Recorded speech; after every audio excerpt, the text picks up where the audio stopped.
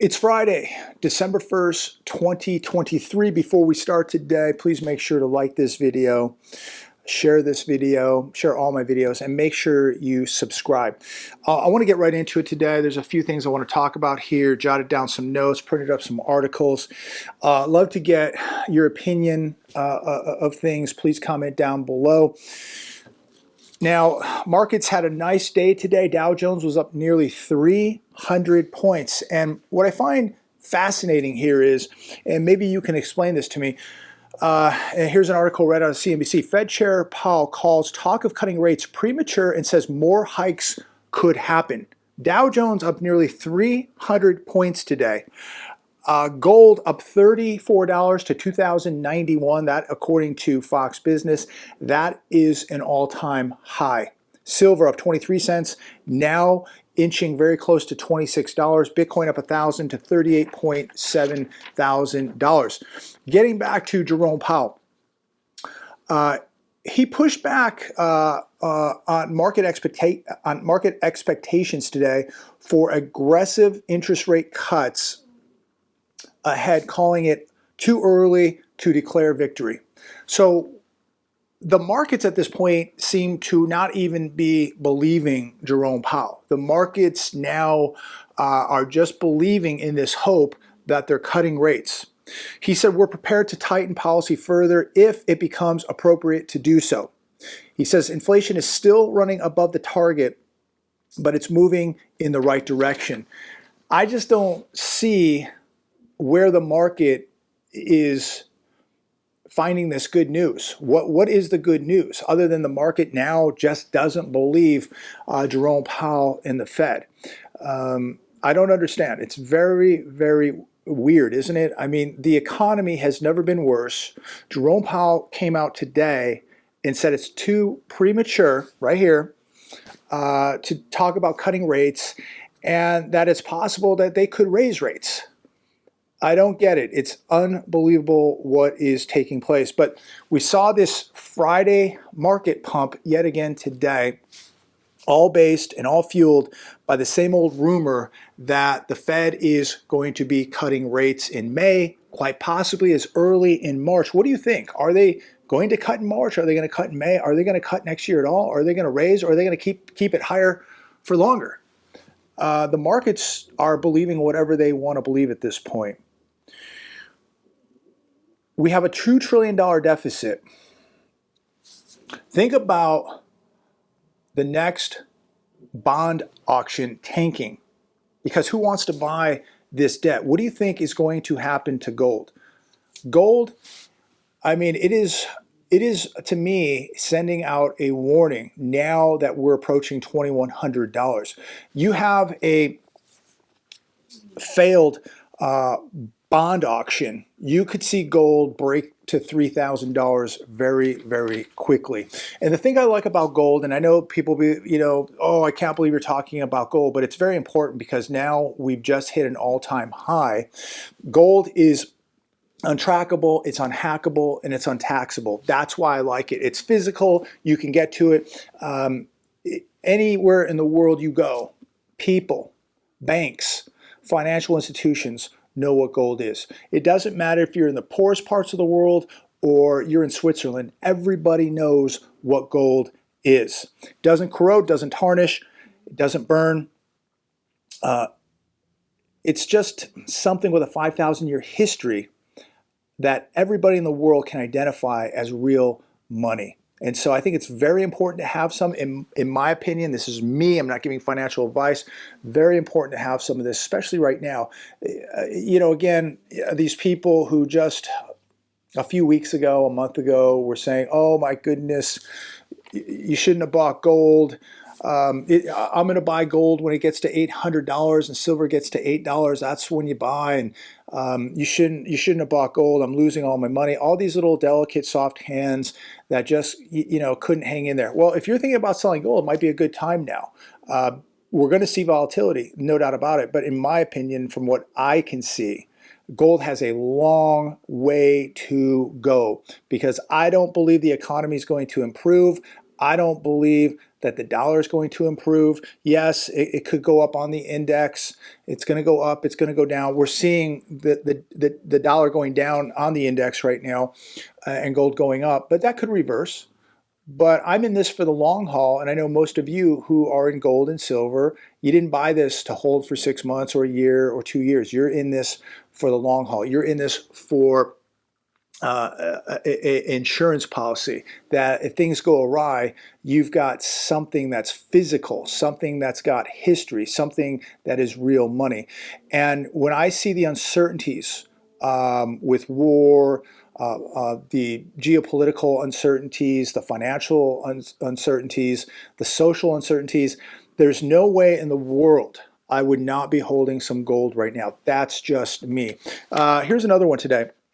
Americans need over $11,000 more to keep 2021 standard of living. It says here, a typical U.S. household needs to spend $11,434 more in 2023 to achieve the quality of life that they had just 2 years ago in 2021. Food, transportation, housing, and energy are taking 80 cents of every dollar people make. And don't forget, Uncle Sam gets his cut too. The average hourly wage has increased 13.6% since January 2021, but inflation has outpaced wages by going up 17%. All this unsustainable, ladies and gentlemen, when inflation continues to rob people. And they can tell you that inflation's down to 3.2%. Everybody knows it's much, much higher than that. What do you think the real inflation number is? I'm seeing 8, 9%. I think it's over 10% easily. I'm sure some of you would say it's much higher than that. So it's going to be, I believe, 2024, it's going to be a very, very rough year for a lot of people in this country and the world, because we're going to witness a global depression taking place. There's too much global debt with $341 trillion of global debt. It's never going to get paid back. And your cost of living is going to continue to go up, and people are going to be robbed by inflation across the world.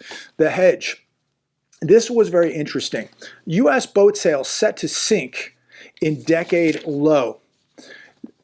Americans panic bought. They panic bought boats, jet skis, campers, UTVs, ATVs, and anything with a motor that could be ridden in the great outdoors during the health crisis. A couple weeks ago, Matt and myself went to that RV show at the casino out here, and it was absolutely dead. And $500,000 used RVs out there, nobody kicking the tires, literally maybe 4 or 5 people out there, and they had over 100 RVs.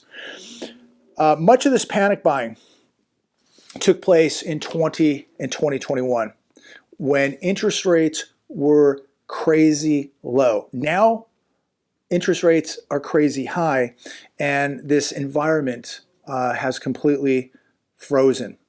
The industry of new and used boat sales are expected to plunge to a 10-year low this year.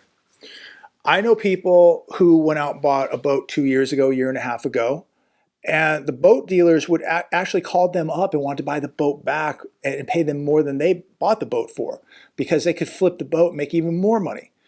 Very common with cars too. But imagine, and somebody who's been to Lake Havasu many, many times, and Parker, and the culture out there, the boat culture, people just bought boats that they could not afford, but the interest rates were so low that they got duped. I remember probably about 2 years ago being at a Bass Pro Shop, picking something up and just cruising through the little boat section that they have, and they have a handful of pontoon boats there. The prices were out of this world, but they would break it down just like everything else into a monthly cost. Like, don't worry about the price of the boat, because the interest rate on the boat is so low that certainly you can afford $299 a month for this pontoon boat, or whatever the cost was. And so people weren't even looking at the cost of these overinflated boats, RVs, ATVs, all this stuff. They weren't even looking at the price, because the money was so cheap to borrow that they just took the low interest rate and didn't worry about what they were paying for these toys. And now they're sitting on a lot of debt. Yes, the payment might be lower, but the debt is much higher. They owe a lot of money. So people, they took the bait. They took the bait. But here's the good news. If you are going to be in the neighborhood in 2024, 2025 for a nice boat or an ATV or an RV that people paid way too much for, but they got cheap financing, again, they still owe all this money. They're just financing a bigger debt for less. But at the end, they're going to pay so much more than what it was really worth. The good news is you're not. That if you need a boat or want a boat or a car or an RV or a camper, I believe in 2024 you're going to see some very nice sales. In fact, I was looking at some boats a couple weeks ago. Not that I'm in the boat market right now, but a very, very nice HTM 850 horsepower big block boat, 100-mile boat, 100-mile per hour boat. The guy wanted $50,000 for it, and when he bought this boat, he probably paid $150,000 easily, maybe $175,000 for this HTM. It was a few years old, but in excellent shape. Motor's been rebuilt, everything's been redone, and the guy wanted 50 grand. Now to think, if you went there to his house, looked at that boat with $35,000 cash, what do you think he would do? He'd be very, very tempted probably. What would he do 6 months from now? What are a lot of people going to do 6 months from now, 12 months from now with these boats and these RVs? They took the bait, ladies and gentlemen. The good news is you didn't. And if you have cash, you're going to be buying these things on sale without a doubt. But I cannot believe what people were paying for these toys. But it didn't matter because they just looked at the monthly payment.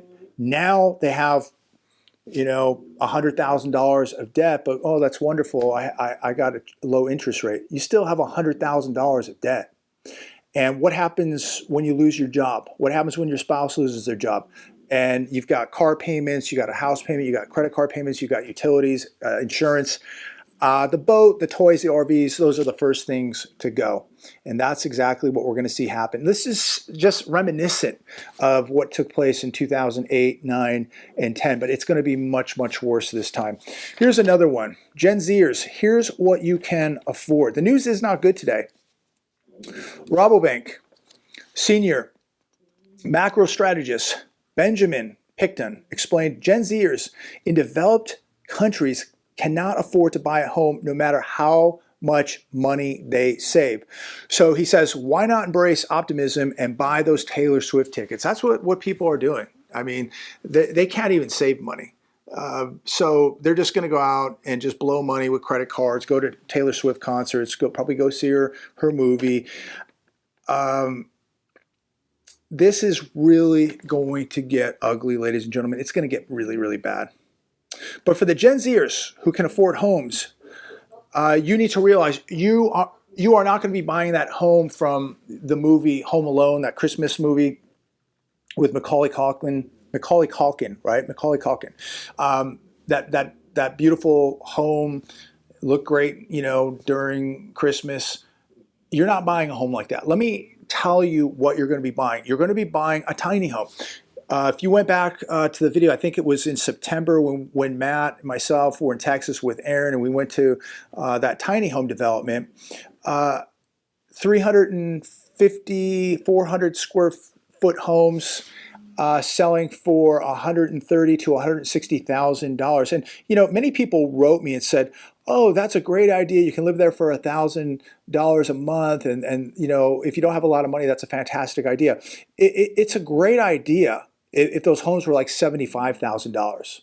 But when you start breaking down, what those homes were selling for, per square foot, you're not really saving any money. You're buying the same home. You're just buying, a little piece of the home. But the square footage price was like $500 a square foot, $400 to $500, whatever it is off the top of my head. That's a lot of money per square foot. So you're just getting a lot less. And how cheaply these homes are built, no garages, a tiny little driveway that couldn't even fit a pickup truck on it. And again, very, very cheaply built. But I see the idea, I see the advantage, but when you're charging $130,000 to $160,000 for a 350 or 400 square foot home, that to me makes no sense whatsoever, because you're paying way too much. But this development that we went to, I believe it was in San Antonio, we got a lot of views on that video. If you want to go back, I think it was in September. The video is still getting a lot of views. But this is where, not just Gen Zers, but this is where a lot of people are going to be forced to live. And basically your mortgage will be $1,000 a month to live in a shoebox. A very poorly built shoebox with no garage. Again, it would be a wonderful idea for like $65,000, $75,000 maybe even less, but I don't see it at the prices at $130,000 to $160,000 when we were there, and they said prices are going up. So maybe those things are $180,000 now, who knows? But this is where your Gen Zers are going to be living. They're not going to be living in the Home Alone house. They're not going to be living in a nice 2,500 square foot brick home with landscaping, travertine floors, and granite countertops. No, they're going to be living in a shoebox called a tiny home. So if you get a chance, go back. I think it's September. You can check out the video where we go through there and actually do a tour of some of the homes. Somebody just put it on TikTok the other day, the same development. But this is sad. It really is, because you're talking about the standard of living, and somebody will go, well, that look how nice that is compared to where other people live around the world. The thing is, this isn't the other world. This is America. We're supposed to be a first world nation. Okay, and we're falling into a third world nation, and now we're just accepting that this is okay. Look, again, I think it's fine to live in a home like this, but not for $160,000. That is just highway robbery for what you're getting. Another article today, Chrysler Building's European co-owner files for bankruptcy, rude awakening for investors. Cigna is the company that owns the Chrysler Building, and it has debt now around $5.5 billion. I believe Cigna is out of Austria. I know they own a lot of real estate, a lot of commercial real estate in Germany and all over Europe. Apparently they have a huge project, a skyscraper project going on in Europe right now. They have 273 creditors that will be affected by this bankruptcy. So more bad news for commercial real estate, and more bad news coming to American commercial real estate. Now, before I close the video out, there's a book here that I received a long, long time ago, and I don't think I gave this gentleman a shout out, not paying me a dime, but I want to bring this up because what the move we're seeing in gold and silver right now is alarming. And I think that it's very, very important that, I believe everybody should have some gold or silver. And I know that there's people out there that just can't afford it, but I think everybody can afford some silver. They really can. And there's a book, and I'll see if this focuses, right there.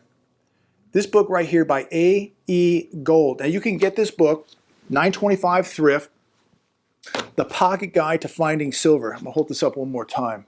And I want to thank him for sending me this long, long time ago. And if I didn't give you a shout out, I apologize. I'm giving you one today. And it's probably more important now to have this book than ever before, because now metals are beginning to move and nothing's happened yet. Nothing's broken yet. But this book is important, and I've gone through it a little bit. I haven't read the whole thing, but it gives you some ideas where you can find discount silver. You can go to garage sales, you can go to thrift shops, you can go to pawn shops, and there's silverware, there's silver bowls, there's old silver jewelry. There's just all kind of things that are made out of silver, and this book will help you to identify real silver. Scissors, ring holders, pokers, picture frames, vases, tea sets, trays, utensils, shot glasses, serving dishes, perfume bottles, all kind of things, matchboxes. Many of these things that were made many, many years ago were made out of silver. And so that silver has value, and it's going to be melted down. And these metal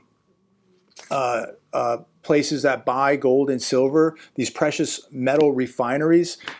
There's about 4 of them out here in the desert at least, and they will weigh it and they will give you spot price or whatever they're paying at the time, maybe a little bit below, whatever. I don't know. I've never sold old silver, so I don't know what they're paying, but you can go to these places, thrift stores, garage sales, things of that nature, and you can, if you can identify this stuff, you can get this stuff really, really cheap. You can take it to one of these refineries, and they're going to give you a lot more than you paid for it.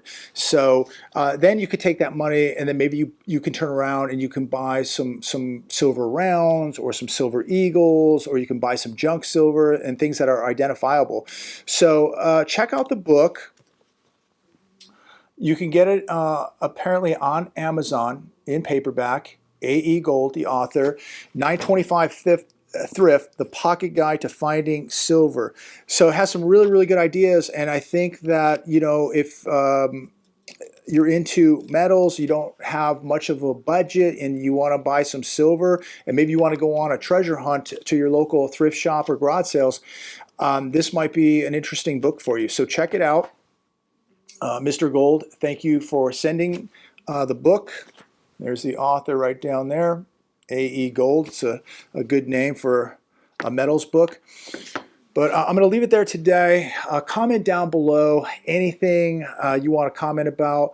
But I think these people that bought all these toys, overpaid, got suckered with the cheap money, the low interest, these people, they're going to be in very, very big trouble. And the good news is, as I've said, there's going to be big sales out there for people who didn't jump into the FOMO, the fear of missing out. A lot of people are really going to learn a valuable lesson here. Unfortunately, a lot of people are going to get hurt. A lot of people are going to lose not just the toys, but they're losing their retirements now. They're losing their savings. They're going to be losing their homes. The news is not good, ladies and gentlemen. Market up today. Again, Dow Jones up nearly 300 points. And it almost seems like we're going to be going into a depression with the stock market going up. The stock market is completely ignoring reality. I could see a time now, this is just so out of control, that we could be in a major depression where unemployment is skyrocketing. The Dow Jones will be at 40,000. And somebody out there will say, everything is fine, the stock market is up. And these are the people that have no money saved up. These will be the people with no job. These will be the people that are behind on 3 car payments, the people living at their parents' house, and they'll be saying everything's fine because the television told me it's fine. The stock market's in the green today. We're doing great, even though I have no job, no money, no life, no future. That's how people are thinking. When they are told a lie enough times, they begin to believe it, even though they have absolutely nothing. It's really shocking. I'm going to leave it there today. Have a phenomenal weekend. Stay safe out there. There's a lot happening. Keep your head on a swivel. Make sure you're training. Matt and I and Elias had a fantastic workout this morning. Tomorrow, Matt will be on the show. Should be a good one, so check it out. Again, like this video, share, subscribe. God bless.